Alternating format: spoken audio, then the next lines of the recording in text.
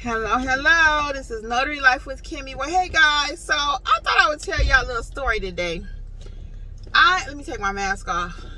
I actually had a job, and when I got the assignment, he found me on Google, and it was my second time doing work for him. So he called back with another document. The first job I priced very well, but he called me back with a second document. The pollen here, and the second document, I didn't price it correctly, so I was upset with myself. I really was. So what happened was, I priced the job, and he was like, well, it's only one document, but it was two different signers in two different locations, so technically I should have charged him one travel fee to go to the one client. Don't even factor in how far the other job was, but just factor in that, hey, I got two signers, two different places, right? So it should have been one travel fee to go to one person, one travel fee to go to the other person. And I let my heartstrings pull at me, and I did not charge him the way that I should have. So like I said, I was kind of mad about that. So anyway, I ended up talking to Jeffrey, and I said, hey Jeff, my husband, for those of you who don't know, I ended up talking to Jeff, and I was like, you know what? I am going to email him and tell him I want my money. I'm going to say I talked to my business partner, and I let him know.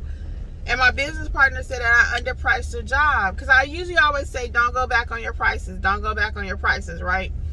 Or try not to. Try not to change your price unless something changes with the job. So I accepted it knowing, you know, under the first conditions that I just told y'all about. And I just could not do that job for that price. So I emailed him back, and I was like, hey, I talked to my partner, and after talking to him, I did underprice the job. Would I be able to increase the fee? So I didn't hear back from them, right? So I was like, oh Lord, they ain't gonna let me do it.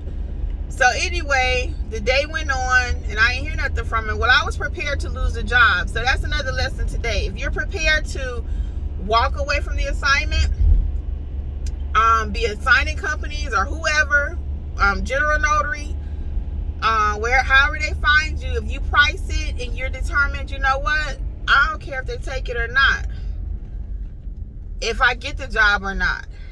If you're prepared to lose the assignment, then quote your price what you really want. And that's what I should have did, because he wasn't going to find nobody else. It was after hours that he needed somebody to go in two bad neighborhoods.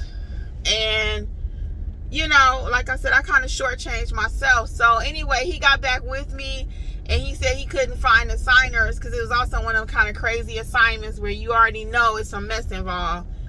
But anyway, that's another video.